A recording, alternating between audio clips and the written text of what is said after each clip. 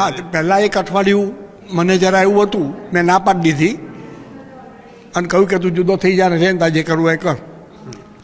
શું પછી મેં જોયું કે ના સાચો પ્રેમ છે એટલે પછી આઈ અલાઉ, ફૂલ સપોર્ટ છે મારો એ બેઉને.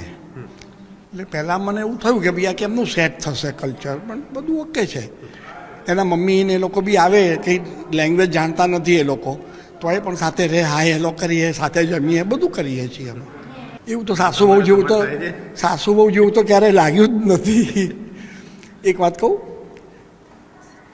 લેંગ્વેજને લીધે વત્તા કલ્ચરલ ડિફરન્સ હોય એટલે સાથે એમને બેસીને આપણે ખાલી ગપ્પાટા મારીએ એવો તો વારો આવે જ નહીં.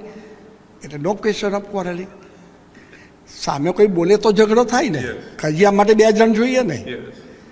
રબારી લોકો હોય એમાં આપણે માથે ઘૂમતો તાણે આખો, ભાગ્યે જ એ લોકો સસ્તા સાથે વાત કરી હોય, એ લોકોના ઘરમાં ઝઘડા ના થાય દાખલા તરીકે.